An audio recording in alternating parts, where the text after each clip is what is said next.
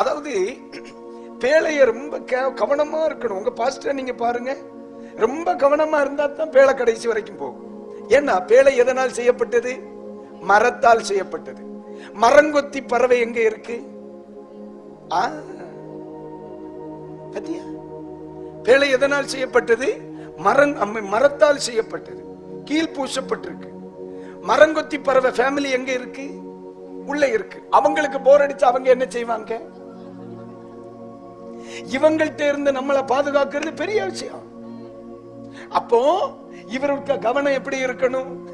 மரங்கொத்தி பறவை மேல எப்போதும் ஒரு கண் இருந்துகிட்டு, இவனை கவனமாருடா, இவனுக்கு போர் அடிக்குதுன்னு சொல்லி எங்கேயாவது சைடு வாக்குல பேருந்து ஓட்டையை போட்டுருவான். இவன் ஓட்டைய போட்டா தண்ணி உள்ள இல்ல. அப்ப நம்ம எவ்வளவு கவனமா இருக்கு. பிரபஞ்சம் எப்ப சபைக்குள்ள வரலாம்னு காத்துட்டுலாம் இருக்கு. உலகம் எப்ப சபைக்குள்ள வரலாம்னு காத்துட்டுலாம் இருக்கு. பாவம் எப்ப தேவ பிள்ளைக்குள்ள வரலாம்னு அது காத்துட்டுலாம் இருக்கு. ஐயா நீங்க தேடி போக வேண்டாம், அது வரட்டுமா மைனின்னு கேக்குது. சரி, உங்க ஊர் எலிக்கு என்ன வேலை? எலி என்ன செய்யும்? ஓட்ட போடுமா இல்லையா? எலி ஃபேமிலி எங்க இருக்கு? ஐயா இந்த ஏறத்தாழ 250 நாளைக்கு மேல ஆயிட்டு பேழைக்குள்ள வந்து எத்தனை டெலிவரி முடிஞ்சிருக்கும்ல?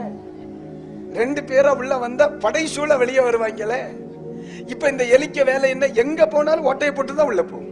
அதுக்கு புதுசா ஓட்டை போடுறது அதுக்கு ஒரு ஆச்சை. சில ஆட்கள் எலி சுபாவம் உள்ளவர்கள் உண்டு, எந்த கோயில இருந்தாலும் ஓட்டையை போட்டு போயிருவாங்க. அப்ப இவன்கிட்ட இருந்து பேழைய காப்பாத்தணுமா இல்லையா? அப்ப நோவா உண்மையிலே சொல்லுதேன்ப்பா, நோவாவெல்லாம் ஒரு நாள் நிம்மதியா தூங்கி இருக்க மாட்டேன். படுவாய்ப்ப நோவாவுக்கு பாட்டு போட்டாலே போட முடியாது. இயேசு ராஜா வந்திருக்கிறார்னு வீட்டுல பாட்டு போட்டா எலி கரம்பர சத்தம் கேட்காது.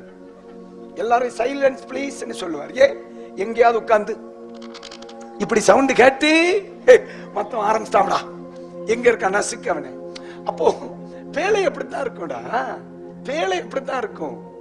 நம்ம சபை என்கிற ஒன்றுக்குள் அது ஒரு குடும்பம் இல்ல. எலியும் உள்ள இருக்கும், பெருச்சாலியும் உள்ள கிடக்கும். நான் சொல்ல புரியுதா இல்லையா? அதனால என்ன சபை இதுன்னு கேட்கப்படாது. நீங்களும் அங்கதான் இருக்கிறீங்க, தூங்க விடாத. நானும் அங்கதான் இருக்கேன், நான் தூங்குவேன்னு சொல்றேன், நீயும் உள்ளதான் இருக்க. இந்த 2 பேரையும் நியாயந்து இருக்கிறவர் அங்கதான் இருக்கிறார். அதனால நம்ம ரொம்ப கவனமா தான் இருக்கணும். அதன் ஆண்டவர் நம்ம எல்லாம் ஏத்திட்டார்.